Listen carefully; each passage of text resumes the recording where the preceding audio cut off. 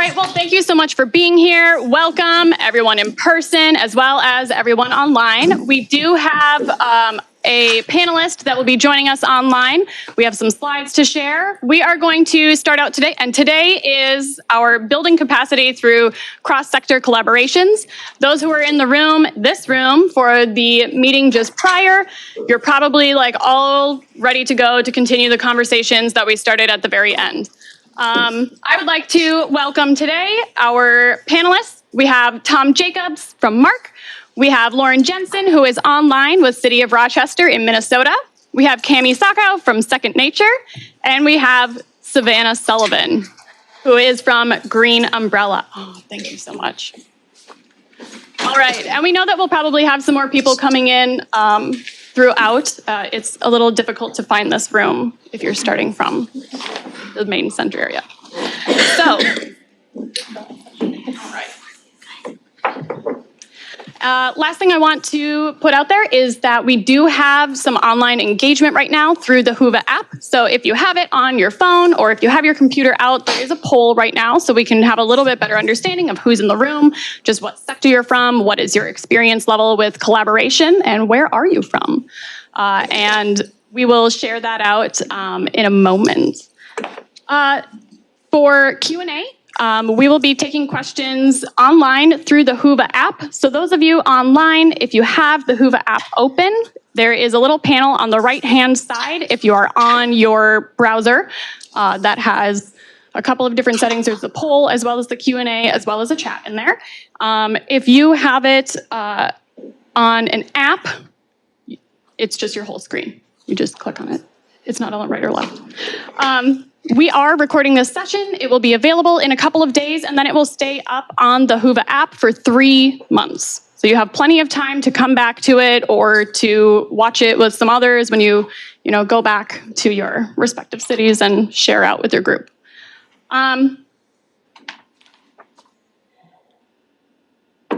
Okay, I think that's it. My name is Sadie. We were talking about it last night. I'm really not sure how I ended up becoming a part of this, but I'm really glad I was.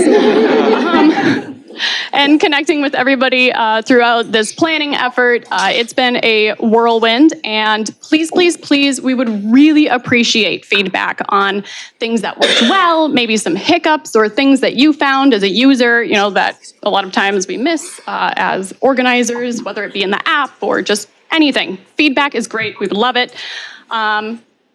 And if you'd like to help coordinate for next year or have ideas, please share those as well.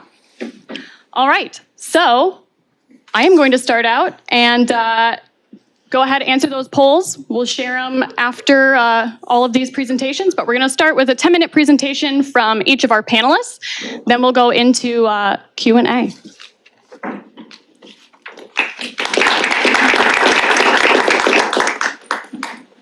Good morning, everybody. My name is Tom Jacobs. I'm from Kansas City. I work at the Mid-America Regional Council, which is also known as MARC. So it's such a pleasure to be here. Those of you who have met, the conversations have just been wonderful, and I know that we're all very much on the same path. And I do collaboration around climate resilience for a living, as does just about each of us in here.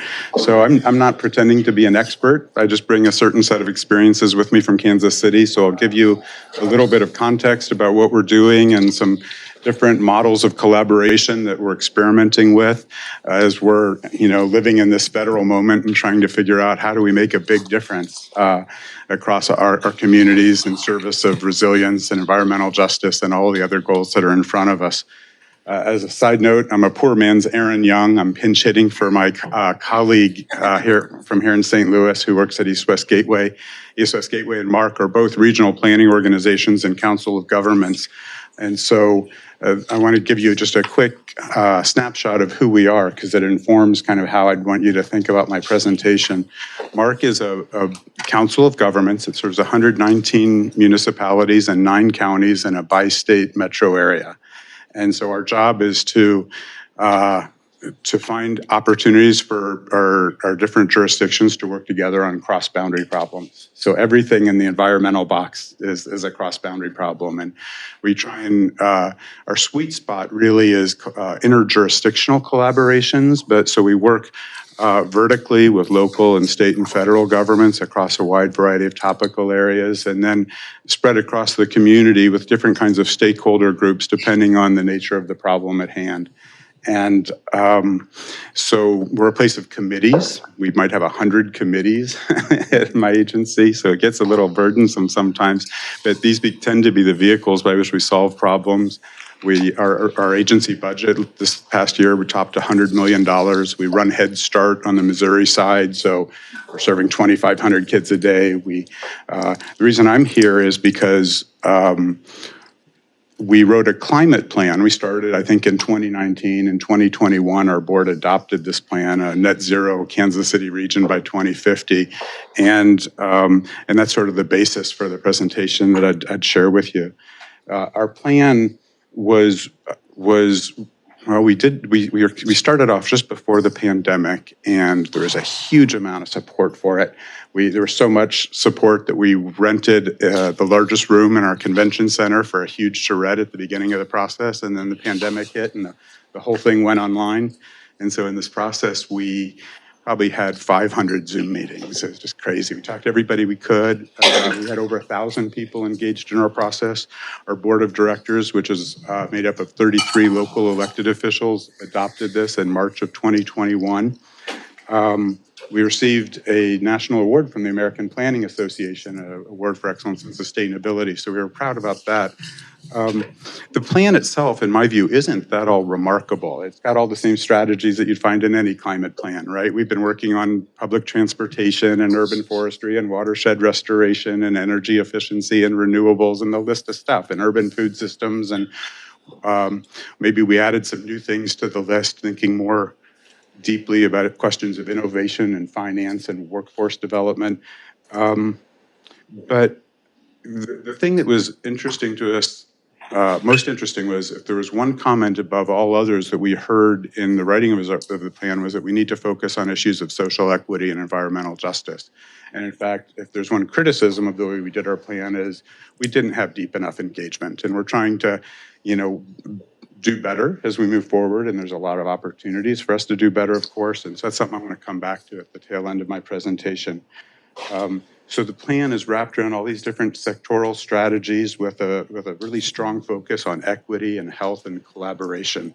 So one of the things that was qualitatively different about our plan from many others was in 2018, in December, I think, a local group was born called Climate Action KC. It's a group of 100 local elected officials. It was led by then mayor of a small suburban community and a councilwoman from another slightly larger suburban community, and they're on fire. They're both in their mid-30s and concerned about their kids, and they called all their friends and built this network up. And this network of 100 elected officials from federal and state, county and city, was absolutely formative for us. I've been at Mark for 25 years, and the list of things that I've worked on over the years is really the same stuff that's in our climate plan. But I think the support, this elevated level of political support, got us over the hump. And so when the debate happened in our board, it carried, right? Both to launch the plan and to adopt the plan. It was fascinating. I went to an EU-sponsored climate conference in Brussels, and there was representation from folks from throughout the world. And our plan was qualitatively different from the work of all the Europeans, which is more structured, it's more regulatory. None of them had the depth of community engagement that we had. And the structures and the context, of course, are radically different, but that really was formative for us. And there's a lot more I could share about Climate Action KC if you guys were interested. So out of the plan, and in the plan, the first recommendation was to create a new collaborative structure to work the plan, to make the plan sing. So we created an entity called a Climate and Environment Council. So I told you we're a place of a lot of committees. There's a hierarchy of our committees, and so it was a big job to get this committee formed at a high level within this hierarchy. And we're trying to make it function in a qualitatively different manner than any of our other committees. There's no PowerPoint presentations. There's a lot of discussion. There's about 35 people who are artists, people working on urban food systems, architects, engineers, folks who are working in community and on different kinds of ways, public health experts, planners, elected officials, and more. And so we've got this incredibly diverse group of folks, and we work really hard to get that diversity.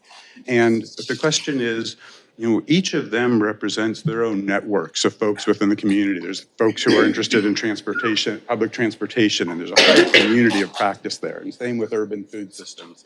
And same with the folks who are working on building energy efficiency and more. And so the question we're sort of putting on the table is, how can we put more wind in your sails, and how can we connect your work to the work of others? And there's lots of opportunities to do that. And that's really, that's one side of the equation. On the other side of the equation, MARC is a regional planning agency, so we develop regional transportation plans, emergency management and hazard mitigation plans, work plans on green infrastructure and air quality and early learning and more. And so there's opportunities to then take this climate agenda and try and infuse it throughout this broader regional planning construct that we manage through this labyrinthine set of committees. And so this is a test. I can't tell you really what's going to come out of the end of it. We're trying to manage these agendas and build collaborations with all of these partners, and then link them across the community in whatever kinds of ways that we can think of. One thing I'm really proud of, for example, there's a woman who's the executive director of Arts KC, a public art and organization in Kansas City, and so she just pulled a group of us together and put a grant into the Bloomberg Foundation for an art and climate grant, $1 million grant. I don't know if we'll get it or not, but it's a really neat group of partners who we pulled in together to try and link together these questions of equity and community building and art and storytelling and linking that in terms of planning and decision making. And it's a neat idea, and it's just one of what I hope will be many new kinds of proposals that we're able to advance through these new kinds of collaborations that have been built. One of the things, I don't have a whole lot more time left, I'd say the hardest thing for us is really trying to figure out how MARC is sort of a top-down organization, right? And we manage a lot of federal money. And the hardest challenge in front of us that we have to deal with is, everything embodied in the terminology of Justice 40. And so how do we entrain processes and partnerships and collaborations that cross the sort of verticality of the way partnerships and collaborations might be built, and ways that create efficacy and local ownership. And we talk a lot about this. We're all bought into collaboration, right? But at the heart of collaboration is trust. And so the thing that trust is built upon is just having strong personal relationships that are built over time that then enable people to work together to achieve common aims. And so I think as we look at opportunities like the climate justice grants, the environmental justice grants, and other things like that are becoming along, we're trying to figure out how do we build these partnerships to enable us to take advantage of what our strengths are, one of which is managing federal money, and trying to be able to drive that into community in ways that meet community needs. And so I think this is the hardest thing in front of us, and something that we're going to work on really diligently moving forward. And I'd love to talk about that more as we have time. And similarly, I've got a list here of all this federal money we want to chase. I've got at least 10 grants that I'm interested in, and each one has its own kind of context and regulations and requirements and conditions. So we're putting a jigsaw puzzle together in a way that it's all rooted in these questions of trust and collaboration that can manifest in different kinds of ways. So with that, I'll stop, and I thank you for your time.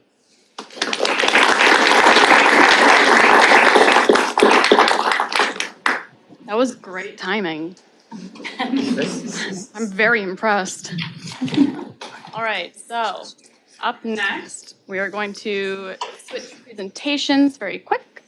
We have Lauren Jensen, who is joining us from City of Rochester online. And Lauren, can you talk really quick? Yes. Awesome. Thank you. All right. All right. We can hear you, and let me know when you want me to advance slides. Perfect. Thanks, Sadie. And thank you all for having me here today. I'm really excited to share about some of the work we've done in Rochester and really the community engagement that's helped us be successful in achieving some of these grants and awards that we've received over the last couple of years. And a lot of overlap with what Tom discussed. Really, when we started focusing on sustainability about 5 years ago, our goal was always the triple bottom line of sustainability. It's not, we can't only think about environment, but incorporating economics and social equity into whatever it may be that we're doing, policies, programs, procedures. And with that, bringing the community in to be a part of this process. What does it look like to build a thriving, sustainable, resilient community, not only for us as a city organization, but for our community partners and the residents themselves that live here. Next slide, please. So we've started on this journey and kind of developing this process of what we refer to as community co-design. And really what it is doing is building equity into community engagement. So prioritizing the involvement of community members who are, one, who we know will be the most heavily impacted by the effort that we're pursuing, and two, who historically have not been heard from, especially in local government. We tend to see the same types of people or demographics that are able to show up and share their voice and opinions in government spaces. And the reason why this is so important is because we know climate change is going to disproportionately impact different populations. Some are less prepared to kind of take on the effects of climate change that they might see, and some just have more to gain than others. An example that I always like to share here is the American Disability Act and the design standards. You know, what was created there in sidewalk cutouts, yes, helped people in wheelchairs, but it also helped those on bikes, scooters, pushing carts, luggage. You know, it did great for a larger majority. Next slide, please. And so how we think about how we're setting ourselves up for success when we, on the spectrum of community engagement and what it really means to have those different voices at the table, and really how we get them there by addressing the barriers that might be in place. So who are the agencies that are participating? Does the project timeline allow for that built-in extra engagement and time of relationship building and trust building? Are there resources in place that support the participants? We compensate them for their time and sharing their lived experience as residents in the community, asking them to come and share that and spend that time with us, and putting a value on that. And also continuing those feedback loops to share the implementation and the outcomes of the project. I think typically in local government, and what we've heard from constituents in our city is, you know, a lot of the times we ask for input and feedback, but nobody really knows what we do with that and where it goes from there or how it's used. Really ensuring that the underserved populations that we're trying to assist or work with in the program will be positively impacted by having them be a part of that design process, and really allowing the participants to kind of drive the agenda and the discussion, coming to it with a broader approach and digging deeper as we learn what the community wants to see and put more of an emphasis on. Next slide, please. And so I already mentioned this, but what this looks like for us is called community co-design. So no one person or organization can address these problems that we're facing as cities, especially because they will disproportionately impact certain communities over others. So equitable co-design is really more about that meaningful opportunity for all community members to have a say in what the future of our community will look like. So it's really bringing in those what we refer to as co-designers, having them tap into the networks and the communities that they're a part of to bring in those broader, diverse collection of perspectives that we in local government might not be able to engage with ourselves. You know, them using their existing trusted networks to bring back those perceptions and insight into the process. And in short, we've heard from leadership in our community that it is more cost effective, efficient, and effective to include the community in projects this way than rather design things without the community's input and maybe have to change things retrospectively on the back end. Next slide, and we'll just jump ahead to 2 here. So I have 2 quick examples that I wanted to run through of how we've used this approach. And the first was our Sustainability and Resiliency Community Work Plan. If you want to jump to the next slide, please. We wanted to develop a sustainability plan or a climate action plan for our community that really brought in the community. And so we put together a task force of 45 community members. And the way we put together that membership was by doing a stakeholder analysis. So we mapped out who would be impacted by this project, who currently has the most influence in the process or the implementation of a plan like this, but who would be the most highly impacted but maybe have the lowest access to participation. And really building our membership based off of that quadrant in the upper left corner of who's most impacted and kind of pairing that with those who have high access in the implementation process, but prioritizing our engagement in that top left quadrant. Next slide, please. And so what that looked like was a task force of 45 members, particularly highlighting a lot of these groups that you see on the page, and then those task force members that were able to connect us to these groups and others to conduct engagement and listening sessions. So not only did we have a really diverse task force kind of going along with us in the development process of this plan, but they also were able to go back and connect to their own community groups and peer organizations to bring further input into our plan's development. Next slide. And so the results of that was, this is kind of a pie chart of what we heard the most often, but equity and inclusion across the board came up in every conversation. More opportunities to connect as a community, affordable housing, a diverse and equitable economy. And so all of this feedback was brought back to our task force and was then used to develop the strategies in this sustainability plan. They reviewed existing plans in the community to identify gaps or areas of improvement and paired that together with this community feedback to kind of develop this new community and equity-centered plan. Next slide, please. And so what that looked like was 6 different focus areas, 34 strategies, and 107 tactics. It's about a 50-50 split between strategies that fall under our city, things that the city is already doing, and 50% of the strategies of work that community groups are already doing in the community and doing really well. But maybe there's ways the city can support or influence what's happening, or opportunities for us to partner on specific projects or implementation. Next plan, please, or slide. So this just shows that breakdown, community, city, the short and long-term aspect of any of those strategies. We mapped out city departments or community organizations that aligned with those strategies or tactics. And every single tactic had an explanation for how this made our community more equitable and more sustainable, thanks to our task force input on this process. Next slide. The second example and the final one that I want to share is our Bloomberg Philanthropies Global Mayor's Challenge that the city of Rochester won last year. And this was to build equity in the built environment. So kind of more on the workforce side of things. If we can go to the next slide. It's a unique opportunity in Rochester with our Destination Medical Center. It's the greatest economic development initiative in history. We have about 2,700 to 3,000 well-planned construction jobs annually. But typically, especially after COVID, 40% of our Black residents live in poverty, and the unemployment level among our Black women is the greatest in our community. They hold about 1% of those jobs in this construction workforce, but are 13% of our population. So just a really big opportunity to develop these career pathways for certain subsets of our community. Next slide. And again, what this looked like was a community co-design process. So we brought in industry partners, we brought in training and education partners, and then women, both those who had gone through construction-related training and those who maybe knew nothing about it, and put them together in the same room. Next slide, please. to talk about, what are the key themes that we're seeing here? What are the opportunities for improvement?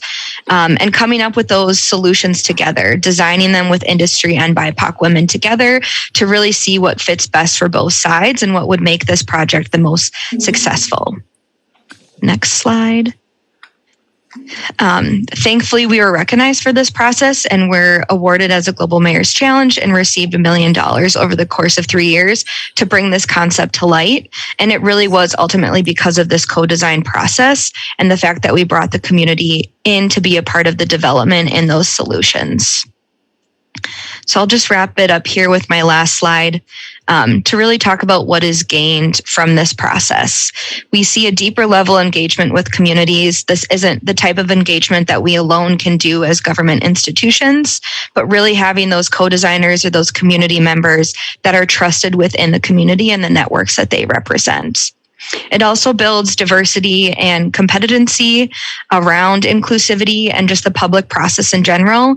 We're bringing in more people from our community that maybe haven't engaged with local government, but are now learning how to be a part of those processes and use their voice and feel more comfortable to do so because of the relationships that we're building. And ultimately, the learnings live beyond the project. So we're creating more inclusive and equitable plans and programs that are reflective of the community, designed with the community in mind. And really what we learn in each project is transferable and applicable to other projects down the road. Thank you.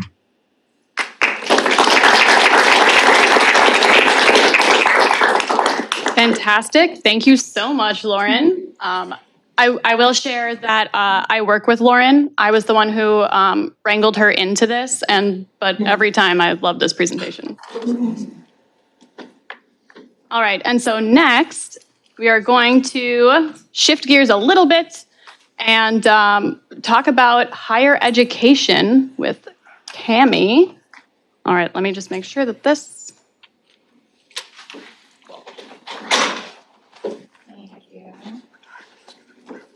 I'm going to set a timer so I don't go over a timer for myself. So give me a second.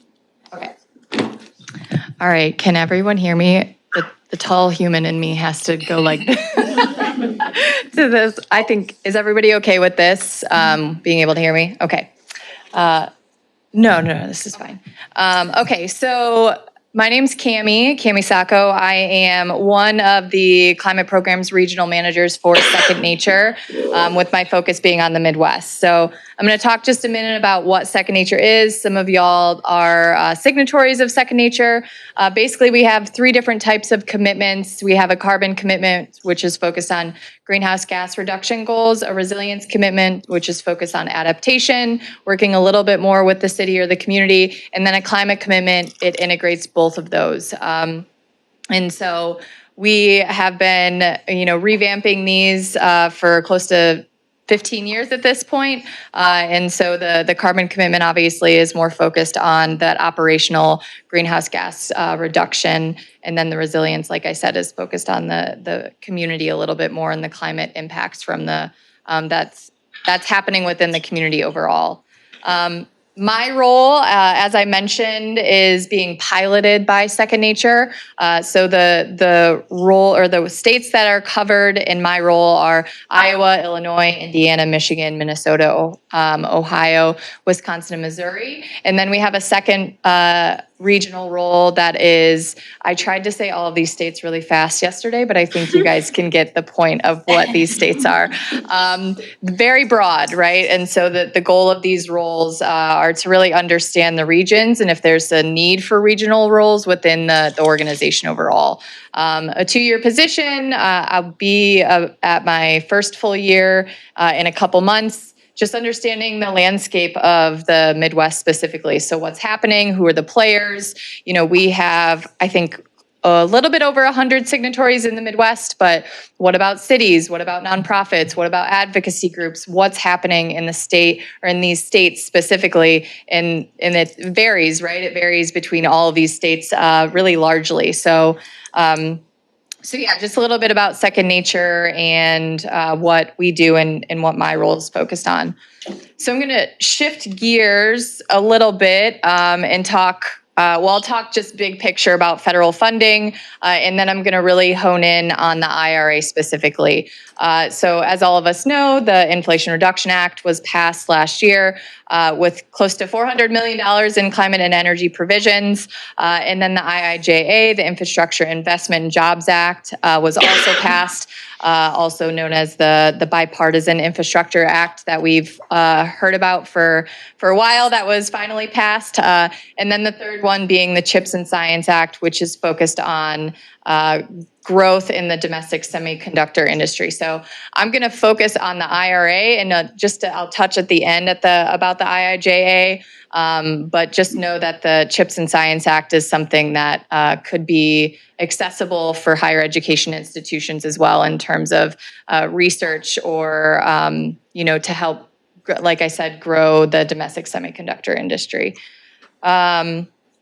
So zoning in just on the Inflation Reduction Act a little bit, this was a recent article written by the Rocky Mountain Institute, and I just really loved this graphic about what the potential exists for each of the states across the U.S. So you can see in Missouri a potential of $16 billion of investment, Illinois $38 billion, Michigan $26 billion, Minnesota 19.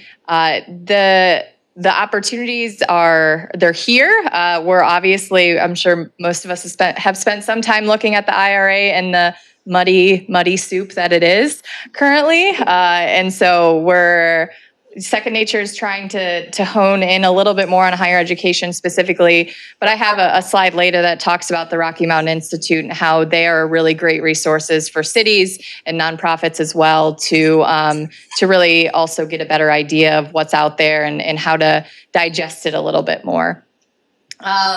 So I'm just going to I'm going to break this down a little bit. And so what I'm really focusing on right now is a paper that Second Nature has written with MIT Office of Sustainability and the Aspen Institute. And I have printed about 30 of these if you guys are interested in them after, just so you have them to take home, because I'm really just going to talk about two different specific examples in this paper, but there's a lot more in here that goes into higher education opportunities. Many of us know that the opportunities within the IRA are not very specifically focused on higher education. A lot of them are focused on cities or they're focused on nonprofits. And so this paper goes into more depth on how higher ed specifically can collaborate with nonprofits and cities in order to get these different funding options available. So tax credits, there's two different types of investment tax credits that higher institutions can apply for. So the investment tax credit or the production tax credit. Just with these, it's really about employing or deploying renewable energy systems. And so if you're going to do an investment tax credit, it's going to be something that's more of a short-term plan.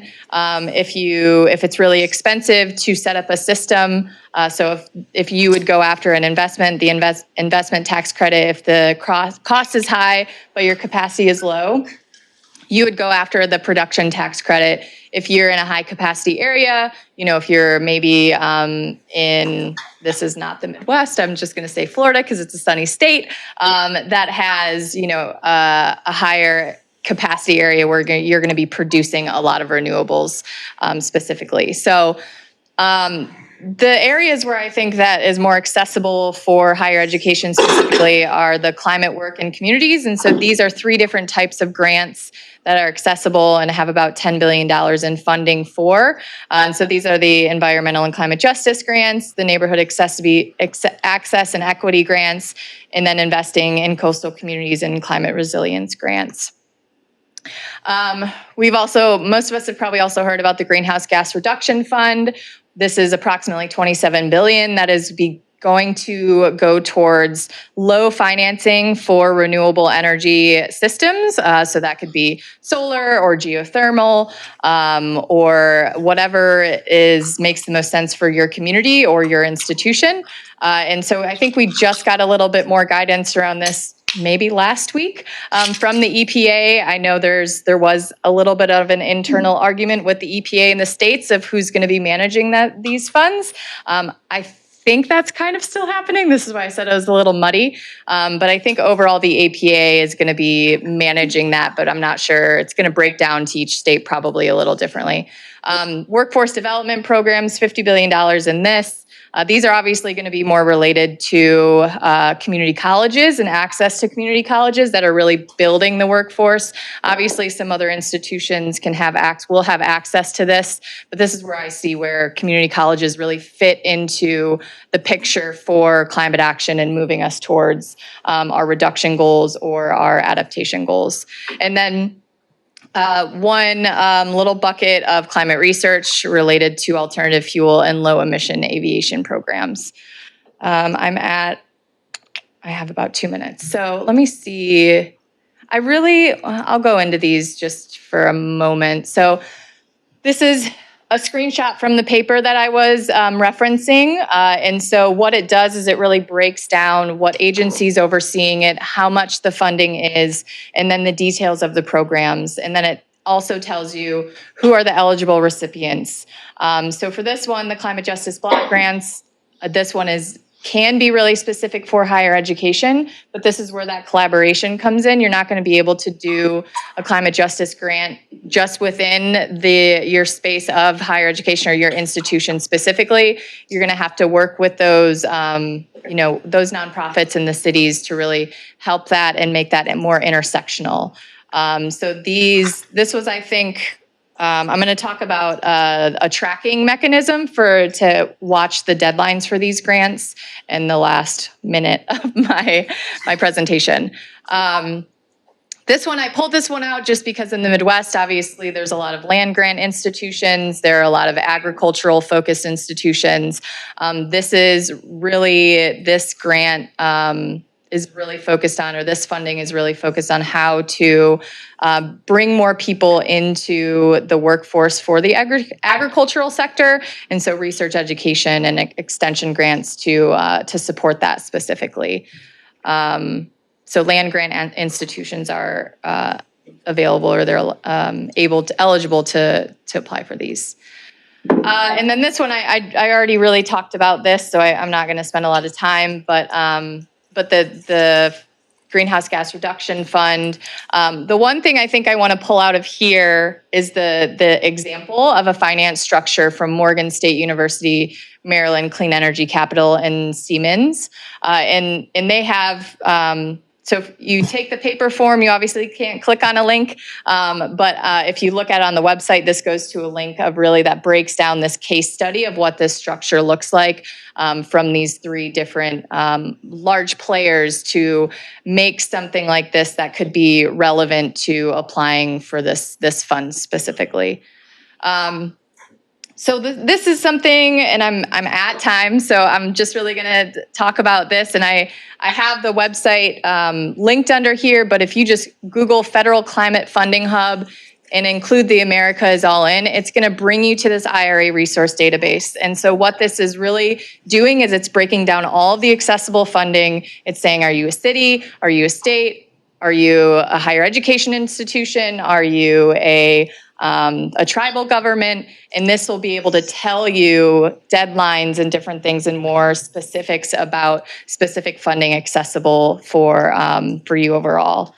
And so these I've already talked about a couple of these. America's All In. This was the Federal Climate Funding Hub. The Rocky Mountain Institute, I just think, is a great resource in terms of them. They're really good at digesting the information and then I don't want to say regurgitating, but they do a really good job of making it, digestible for us that are not maybe tax code experts like myself. I'm not a tax code expert. So they're just a really great resource. That's where I got that little blurb from. And then the Department of Energy, they have a new Office of Clean Energy Demonstrations.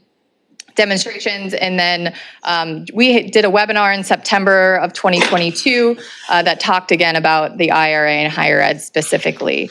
And then this is my last slide, just really talking about if you're going after these grants specifically, one of the key things, obviously we know building relationships take time. But the other thing is when you're thinking about these grants is really, I think a partnership that could be really crucial is building relationships with your community engagement office, or if you have a community relations officer on your campus, they already have strong relationships where there's trust built between those organizations or between those cities, and that they could be really, really powerful in helping you bridge that gap. So I'm going to stop talking now. Thank you for your time.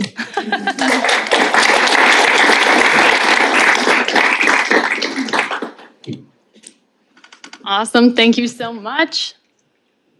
All right. And we have one last presentation. You all are getting just like across the board, lots of different folks here. And then after this, we will do some questions and then break out into smaller groups to discuss amongst yourselves. Okay. You want to come up here? All right. Thanks, Sadie, for hosting me and asking me to join this panel. Really happy to be here. My name is Savannah Sullivan, and I'm the Climate Action Director at Green Umbrella, which is Greater Cincinnati's Regional Sustainability Alliance. And I'll describe what that means here. So we're a collective impact organization, and what that means is we are a backbone organization for much of the sustainability work that happens in our region. And you can see here the primary tenets of what collective impact is. And what I'm here sort of serving on the panel to do is share how nonprofit partners can really play an integral role in cross-sector collaboration. And so how we do that as a sustainability alliance is we work across our region to build common agendas across different sectors and partners. We provide staff to be able to manage and collaborate and create shared measurement mechanisms for any projects that are collaboratively decided upon by stakeholders. We help them plan and implement reinforcing activities so that we aren't recreating the wheel across our region and having different partners implement duplicative efforts. We really provide a lot of continuous communication, whether it's newsletters or just it's a lot of emails it takes to keep everyone on the same page. We've really seen a significant rise in the work that can happen and the progress that can be made by having this type of backbone available in our region. And some of our initiatives, you can see here, we operate as a family of programs. And so I'm going to talk mostly today about our climate action program, but I did want to highlight our other efforts. So we do have a 2030 district, which is part of a national model to draw down energy, transportation, and water emissions in our commercial buildings across our region. We also house our Regional Food Policy Council. We have a project called the Common Orchard Project, which specifically works on commonly held land to make it more productive and providing food and green space in historically underserved areas. We also house Tri-State Trails, which is an active transportation organization. They not only lead the creation of a network of dozens of trails, they've secured over $10 million to be able to build those trails, and they work to push the cities in our region on active transportation policy. But what I'm actually here to talk to you about is what are we doing with local governments to push them forward on not only climate planning, but climate implementation, and how are we making sure that they don't operate in a silo? How do they convene with frontline community-based organizations, underserved residents, business partners, and more? I also noticed that apparently I only have one shirt, so you can tell which one is me. But I did want to highlight that the team's not just me. Taisha Cole is also our climate action coordinator.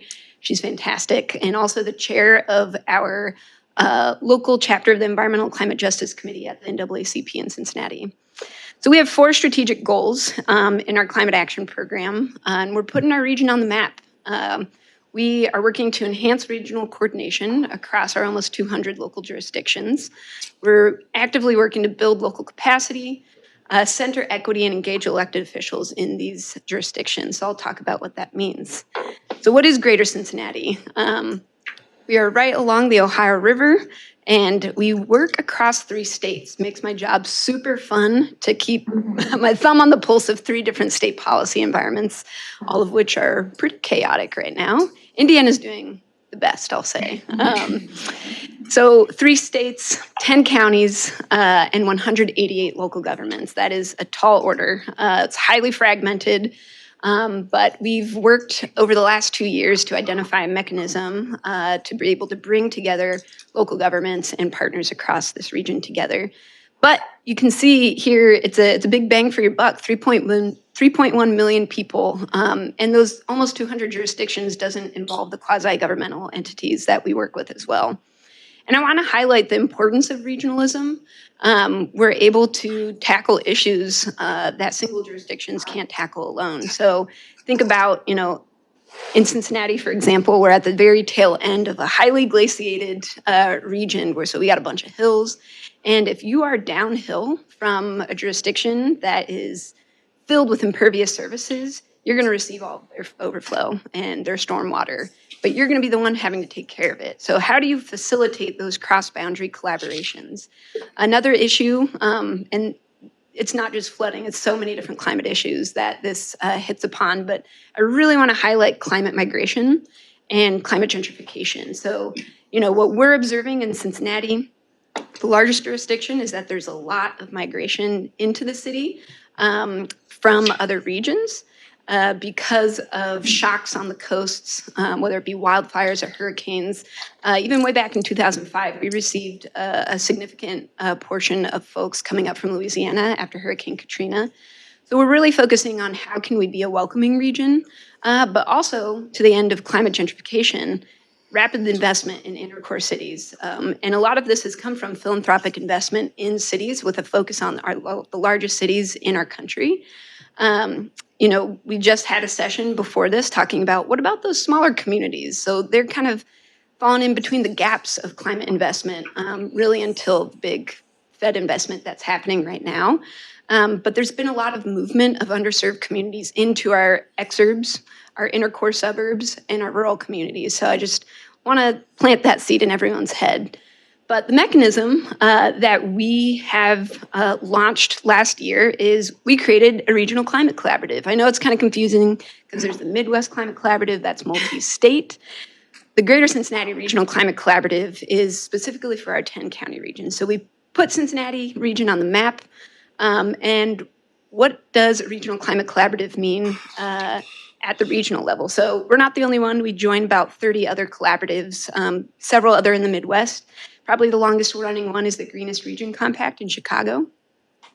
But at our Regional Climate Collaborative, which just launched and we're still accepting membership for at the founding level, we accept partners from local government, private companies, frontline community-based organizations. And it's served not only directly by myself and Taisha as the primary staff, but as well by the family of programs that Green Umbrella has. So if you need food policy support, boom, we got the council to bring you in. We also host 5 working groups, and I'm talking present tense. We will host 5 working groups. All of this is kicking off this year. But these are very process-based working groups to bring together folks across sectors to talk about, all right, community engagement, community listening. What does that mean? How do we do it meaningfully? You heard a great presentation from Lauren just now, so I won't go into the details of that. I will share the local programming that we've created in the next slide.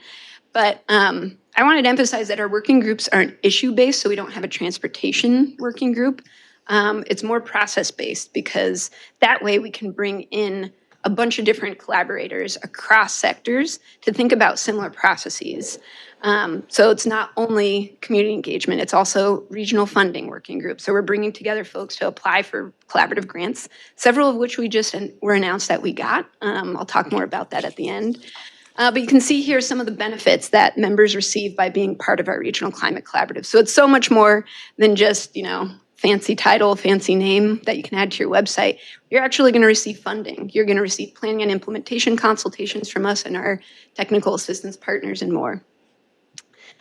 So another key part of our programming is centering equity in all that we do, not only for Green Umbrella programming, but also communities at large. And so over the last couple of years, we've been piloting a program through the Climate Safe Neighborhoods Network, which is part of the Groundwork USA Trusts. And we are fortunate to have a local chapter called Groundwork Ohio River Valley.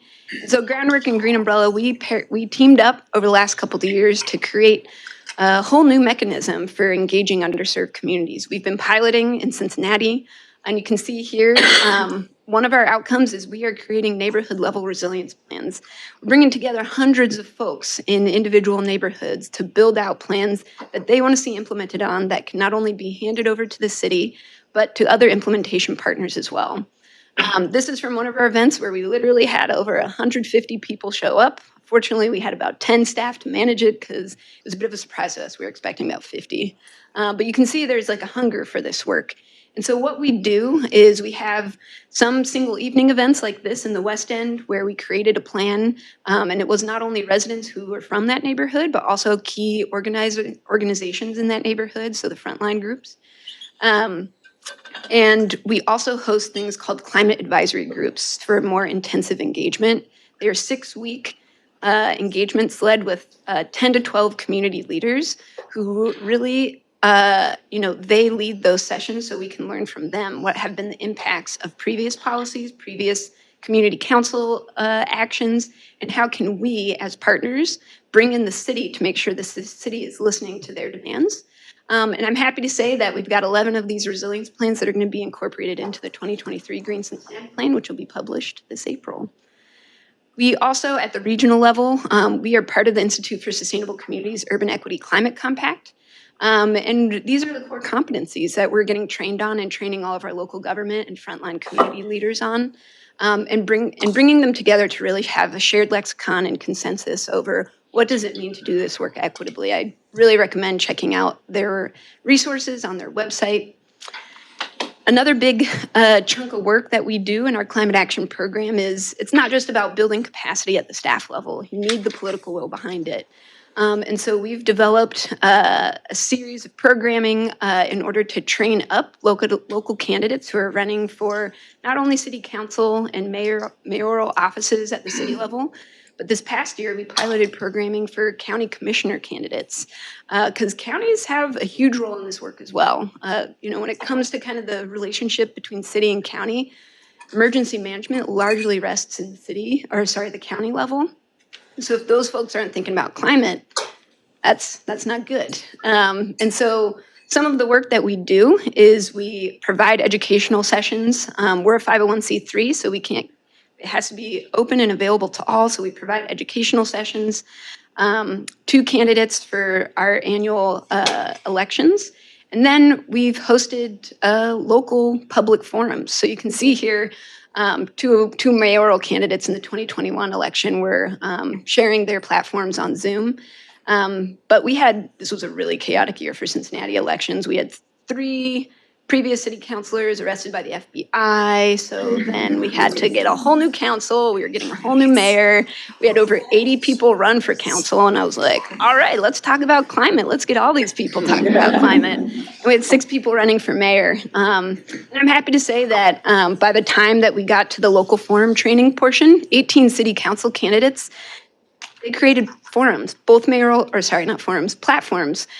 So did both mayoral candidates post-primary. And we worked with a 501c4 who could provide policy experts to work directly with candidates to create platforms because we can't do that as a 501c3.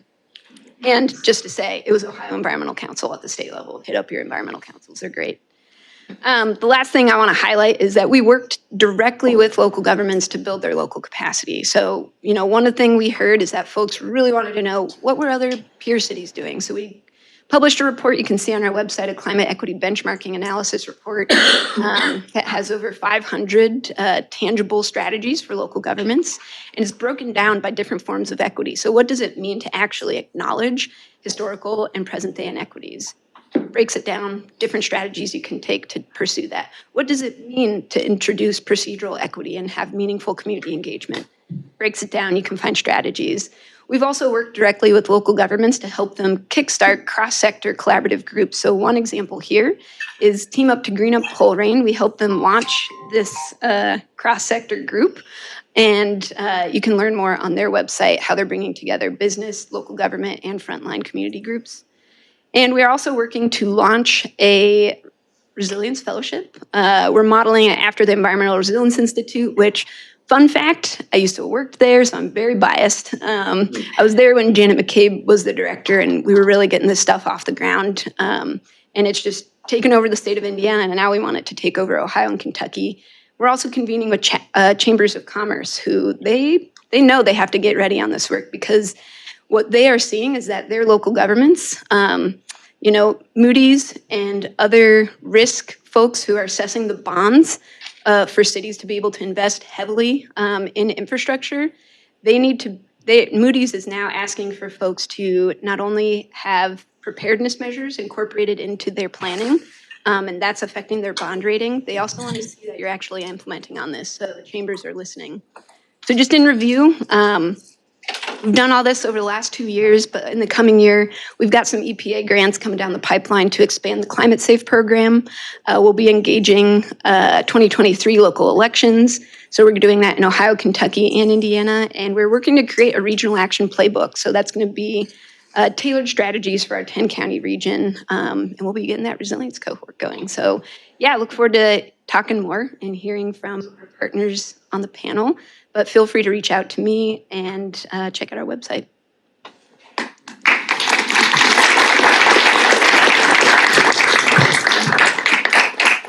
All right. Thank you, everyone. So now you all have replied to these polls that we have going on. So just to find out a little bit about who's in the room, I just released the results. We now had like 50-some people just asking where you are from, and share later. Oh, that's not my favorite part about Whova. I don't want to share everything. But so you can now see online from where you answered.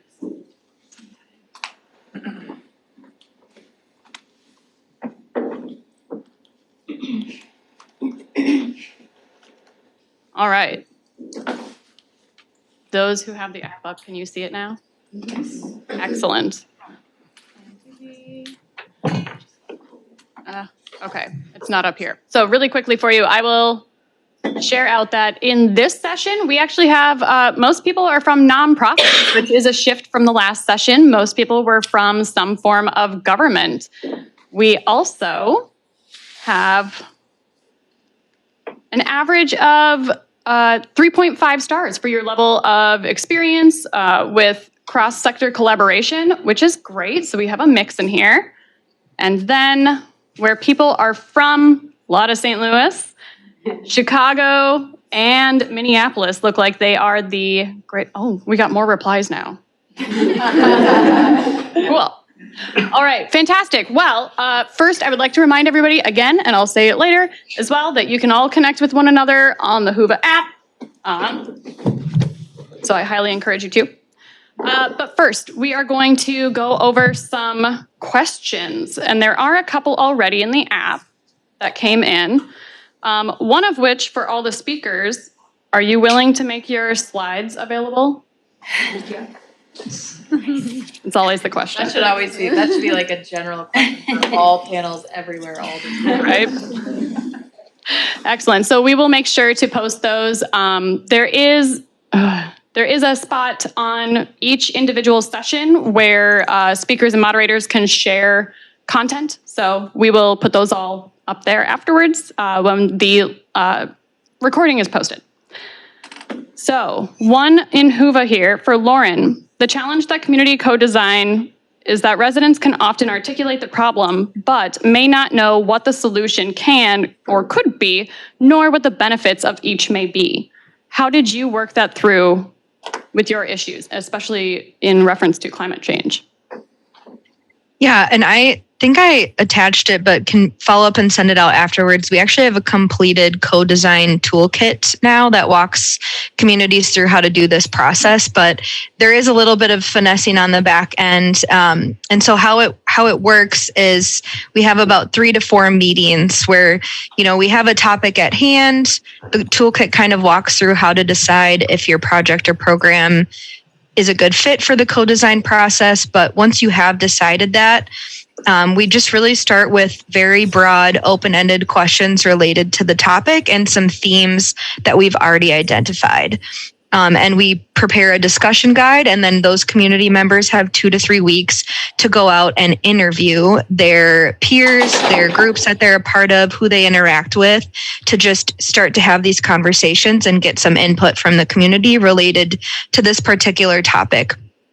And we basically just reiterate that a couple more times. So they come back to a group meeting, they share with each other and in a large group what they heard from their community members. And then us as a project team kind of synthesize that and develop the next set of questions that takes us to that next deeper level of maybe what we want to glean from the community on this. So we do that a couple of times. And then once we've had our final meeting, it is our project team that goes back and kind of takes everything we gathered across that co-design process and starts to develop what those solutions could look like based on the input we receive from the community. Then we go back for a final meeting to share those proposed solutions with the community so they have that opportunity to give us feedback on what was developed. Do they feel like we're still missing anything? Basically for us to, show what we got from them and what we used and what we developed from it. So it is a bit of a process, but it is the kind of the project team that kind of ultimately develops those solutions, but still goes back to the community for kind of that final check mark that we hit the spot. And I'll also share, Lauren is leading another co-design that we're working on right now that has to do with resilience hubs as a part of our greater across an interdepartmental collaboration between sustainability, continuing the plan that Lauren worked on, as well as one that we're doing in surface water management. And with that, I think, the question of how does the community learn more about what those solutions should be or what the benefits of each are, hasn't really been as important in our conversations as much as they are bringing to us lots of important things that we need to know, especially about our communications out to the community. One of the really great things that I keep telling everyone is that one of the things we learned is that not every language has a word for hail. And so when, weather alerts go out, sometimes hail is just translated into snow or ice. And so folks who get that translation, they're like, what's the deal? I don't get it. Why is this a big thing? So just lots of important things like that, maybe it's worth it to just take the time to listen and bring that all in and digest it, as the communicators of government and things like that, to first just better understand the issues before we try and talk about what can the solutions be. So, thank you. Next question on Whova, and I'm just going to go through the Whova ones first, and then we'll take more. Savannah, you have 2. Can you talk a little bit more about the which processes are the 5 working groups focused on, and then tell us a little bit more about the resilience cohort? Oh, sure. So our 5, is this working? Okay, great. Our 5 working groups are 1, building local capacity. So that's all about how can we increase not only sort of the skill sets, but boots on the ground availability. 2, local governments and partner organizations. And so this will actually create the workforce opportunities for the resilience cohort. And I'll talk about that right now before I describe the other working groups. So the resilience cohort is modeled after a program from the Environmental Resilience Institute that brings in, early career students and professionals, plops them into local government offices and partner organizations. So it could be an NPO, it could be a nonprofit, to work on specific modules related to climate action. So they have historically had a greenhouse gas inventory module where they would complete the inventories for local governments. They've had climate planning modules where they help kickstart community engagement and planning processes. They also have implementation modules, so helping local governments get Soul Smart certified or doing a green infrastructure module. So this working group in Greater Cincinnati will focus on creating those modules tailored to the needs of our region. We've already been hearing they definitely want green infrastructure and stormwater management. They want community listening and engagement, which we'll be bringing in a climate safe module for, and more. And so these fellowships can range from 10 weeks to 1 year, depending on what the local government is prepared to co-manage with Green Umbrella. So I'm happy to share more in details, but you can absolutely go on to ERI's website to learn more about their program, which has been going on for about 5 years, and you'll be able to see more about our program in the coming year. The other working groups that we have, one is dedicated to community listening and engagement. So again, that process of procedural equity, where we will be training folks on how to engage communities of color, low-income community members, youth, elderly, et cetera. And we will be training them up on the climate safe process. We actually did get funding from EPA Region 4 to be able to bring this process into Northern Kentucky, as well as EPA Region 5 to expand the program outside of Cincinnati. So we'll be doing that this year. Engaging elected officials. So we will be kind of co-managing the program that I just described, bringing in additional partners and decentralizing the management of that. Still bringing in technical assistance, but our team doesn't have the capacity to run as many forums and kind of public events for as many elections that happen. So it's really about how can we build that capacity of local groups who can work directly with elected officials while still bringing in the policy experts. A fourth working group is called Preparing Partners and People. Kind of a mouthful, but I like alliteration because my name's Savannah Sullivan. But this group is specifically for community-based organizations and resident leaders because after 2 years of listening, what we heard from folks is that those partners and voices wanted a separate space away from government because of the power disparity between those two different groups to be able to support them in creating platforms that they want to be able to express in their community. So it's really a resident and frontline led working group.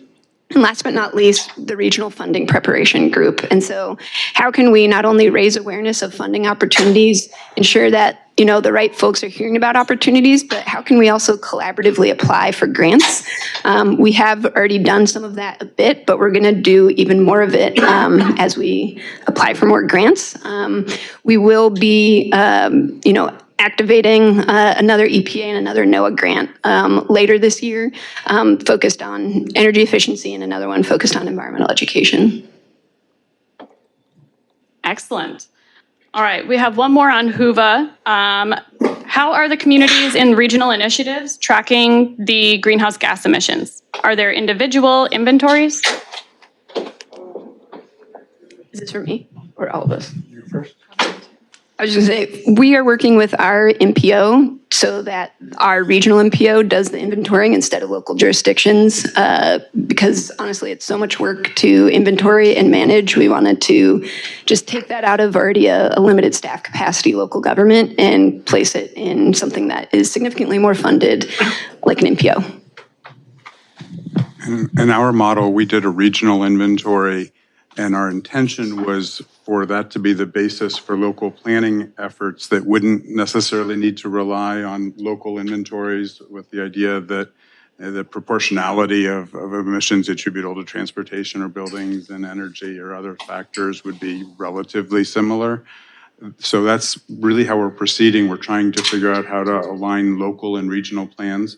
At this time, I think there are 3 local communities that have developed their own local inventories, and so that'll be interesting. One of the things, we just got access to Google, what's it called? Insight Explorer. Google has released greenhouse gas inventories for some metro areas around the world. They just released ours, and I wanted to see how well that aligns with the the inventory work that we could do, because there's nothing I'd like to do more than to not have to do another inventory if we get away from it. It's really a lot of work. All right. Are there any other people online who would like to, if you raise your hand, I can unmute you. Otherwise, anybody in the room who has a question right away. Go ahead. And this room is mic'd up, so just use your speaking voice. All righty, thank you. I had asked a question about the greenhouse gas inventories, and it sounds like from your response, you're saying that perhaps the regional inventories are sufficient, and that maybe the individual community inventories are less important. I know it's an issue of capacity. I'm in the Chicago metro area. Our metropolitan planning agency has done individual inventories for all of the communities in the region. But I'm just wondering, without the inventories on the local individual level, how are communities knowing if they're making progress against the goals as an individual community? And I'd love to hear a little debate about the importance of local inventories. I think you're right. And that's been the rationale in each of the 3 communities that have done their own. It's so time intensive. And so the counter argument that I like to make is, well, let's just get after the work, because we kind of have a sense of what we need to do, and we can do that together and then look at opportunities for regional measurement and evaluation. That said, I would say that in our plan writing, we're incredibly weak on the evaluation aspects and have yet to be able to acquire resources to dig deeper on that front. So, there's a yin and yang there, and I absolutely appreciate the argument you're making. And if you want, I guess, a lively debate, I'm on the same side as Tom. But I'll add that I think one thing that I have been appreciating about shifts in not only the climate space, but the measurement and evaluation space is this kind of decentering of emissions-only evaluation for climate action at the local level. It's super important. I'm not suggesting that it's not. However, when it comes to what are we actually trying to do at the local level, I think we are trying to draw down emissions, but as you can hear, so much of our work is actually about building those partnerships, imbuing equity into everything that we do. And so I've been seeing much more emphasis on how can we still acknowledge that emission drawdown is incredibly important, but as Tom said, we already know what the big emission drawdown efforts are. And so we can just, frankly, I think, skip the inventory, focus on actually implementing strategies, and place our measurement and evaluation time into what does it mean to meaningfully measure equity, justice, and action. We just got a recent grant to be able to figure that out, because it's hard. Like Tom said, that's the capacity that's really been lacking, and that communities, frankly, in our region want to see more of. I mean, to put a finer point on it, I guess I'll make 2 additional points. One is our entire plan is about, elegant, multi-benefit, system-based, integrated kinds of solutions. And so we can all list all the co-benefits available to the different kinds of things that we want to engage in. So emissions reduction is, of course, one of those, but one of many, right? And if we're interested, for example, in community building, capacity building, social equity, environmental justice, the truth of the matter is that's not where we're going to get our major emission reductions, right? And so it then puts us into a policy debate, if you will, thinking about equity and adaptation and mitigation. And our construct is it's not an either or, right? Of course, we want to do both things. And maybe the spaces where we can make progress are different depending on the issue and the players involved. Go ahead, Lauren. Yeah, I have a couple of comments. So to the first question, City of Rochester does do an inventory analysis per year. We collect all the data on our end, which is a little time intensive, but then we send it off to a consulting partner who analyzes that data and publishes it to a public platform. We're lucky the state of Minnesota has a partnership with LHB Consulting and our Minnesota Green Step Cities program, which is basically a best management tracking program for cities in Minnesota. So we collect a variety of metrics and then send that all off to get published. To the point of greenhouse gas inventory, I mentioned this at the beginning of my presentation. We really are trying to work building out what it means to be sustainable, and that is not environment alone. It has to include economics and it has to include social equity. But I do think it is important to still have that inventory to point to for decision makers to show that we are making progress on the initiatives. Still really highlighting and creating that narrative of, these three pieces needing to work together and trying to bring out, there's a little bit of a balance sometimes in cost and equity and, what does our city want to see? But I do still think it helps just to show progress and to help make the case or advocate for future programming or even budgeting to show that, we're doing the city's adopted goals and we are making progress towards those. All right. I sent a chat to everyone on Zoom that if you want to unmute and ask a question, you can raise your hand and I can unmute you. Otherwise, anyone else in the room? Any other questions before we break out into our tables and have some discussions, share some? Yes. How is Green Umbrella funded? The question was, how is Green Umbrella funded? So actually, Tom and I were just having this conversation before we started the panel. So we are a 501c3 nonprofit. We've got a pretty diverse portfolio of it's a mix of grants, which at this point is about 65%, which is higher than usual for a nonprofit like us. We're trying to pivot away from that because it's not as unrestricted of funding as we would like. But we also have a series of contracts. So for example, my program was on contract with the city of Cincinnati this year to support the Green Cincinnati Plan update process. And then the rest is filled with foundation and philanthropic funding. Like I said, we are in the process of really trying to strategically shift our portfolio so that we can have more unrestricted funds because regional coordination, it's a newer space and it requires some new strategies that aren't necessarily being requested from, grant or philanthropic processes. It can be a little frustrating.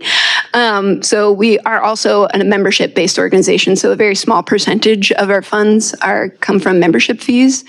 And I just encourage other nonprofits to really think about what are they trying to do and what kind of portfolio do they need? We've grown, we've quadrupled in size in the last 4 years.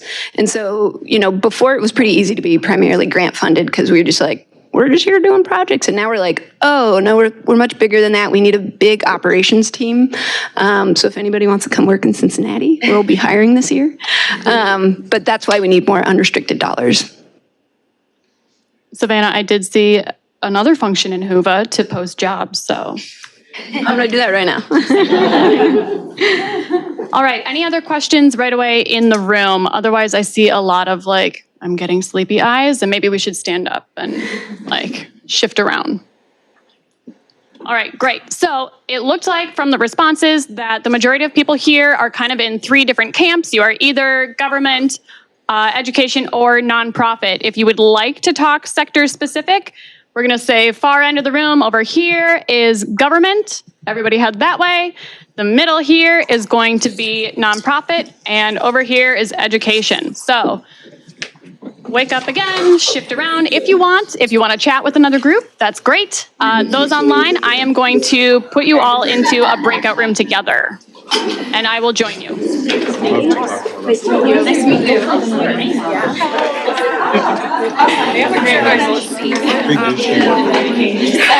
I don't know. I know, right?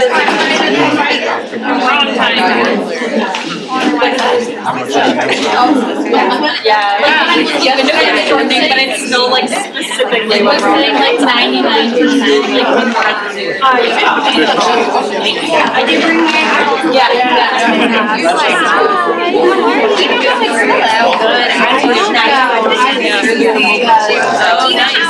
Oh yeah.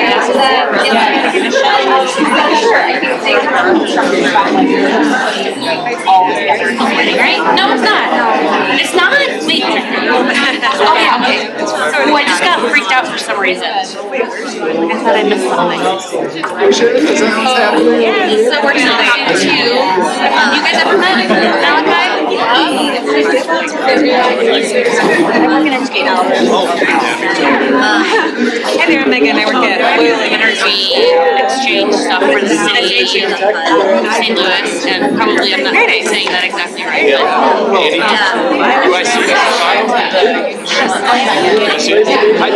you were on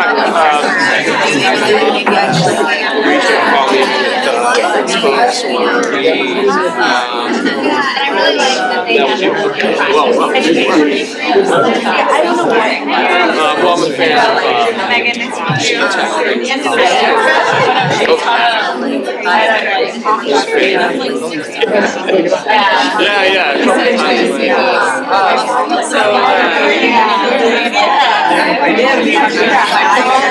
Nice to meet you. yeah. One of the students from Washington would be on fire. Like, oh, take off, and we're like, okay. She was like, I don't know where to go. So I think she's calling to make sure that she takes us into our operations. Yeah,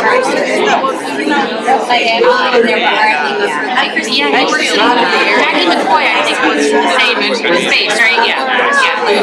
So like U.S. Green Building Council and all that is all housed in the same space. So I mean, they said, now you guys are like buds from way back. Yeah, it was just crazy day yesterday. And then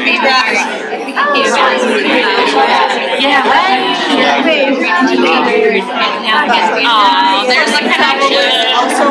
All right, I gotta run to the I'm really sorry. I'm gonna run because I'm going to the bathroom, and then I guess we're gonna grab lunch and then go stand around and wait for people to find us. I'm not sure. The lunch is let's find each other at the door in the box. Drive as far as I can. Where we have to find it. So.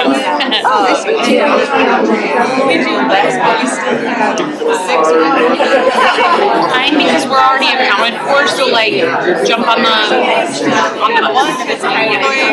Yep. there are like we have been Yeah, we basically saved the spots for like people who are gonna be part of it. So yeah, you're all good. just an in-person chat about like what's happening.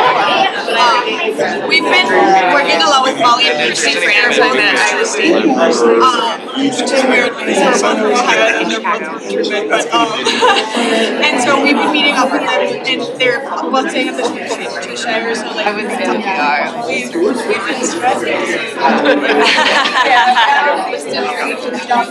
And I would say,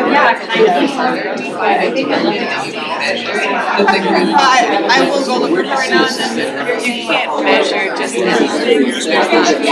Your favorite part. So then this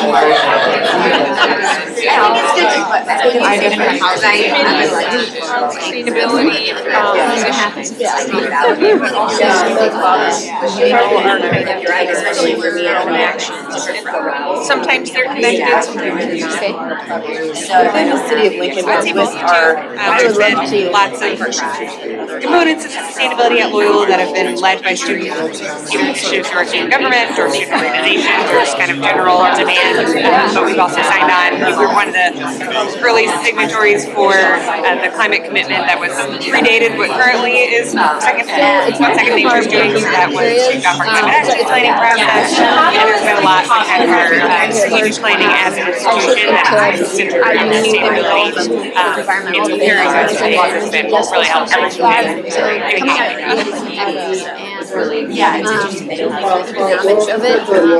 We'll actually be working specifically on heat pump and electrification. That's going to be a project that we will be starting later this year. But right now it's really just Ohio based. But part of my job is that grant As a challenge that we the awareness, B, the policy take advantage of and do a better job at. then resources and leadership point of view. It's already happening kind of organically at departmental levels and stuff. Trying to tie it together. And then, yeah, so for me, a big push of operations is just.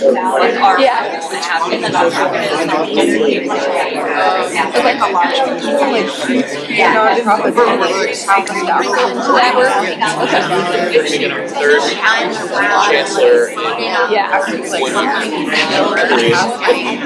Yeah, I mean, well, if you count the previous person who left after 7, yeah, then there was an interim, then we'll have a new Sort of like, But I've only been there for 6 months. those big on the ground folks to like, I don't know, There's a provide lot of, training. lot of change. Area development initiatives, kind of like maybe some of the space that you're working in as well.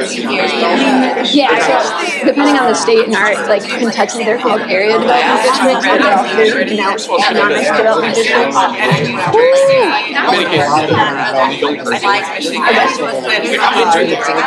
The life takes me about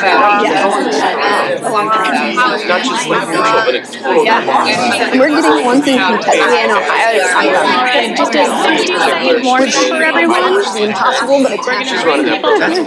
Seniors. yes, I got your card. I'm gonna email The challenge is finding. Faculty have like responsibilities, and if you're an assistant professor, you're just. We need the host. Federal side. Yeah.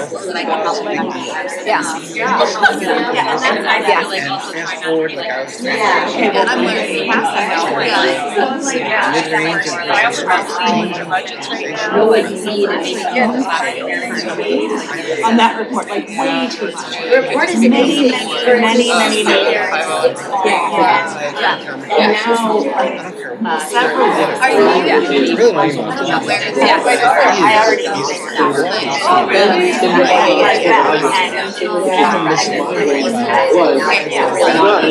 All right, welcome back, everybody online.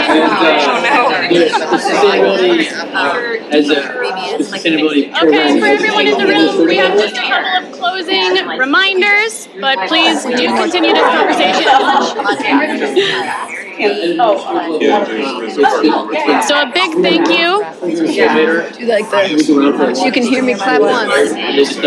You can hear me clap once. Hey, y'all, we're gonna reconnect this for a second. We're just about at time. So we want to make sure we get you guys done on time, and Sadie's gonna wrap us up. Thank you.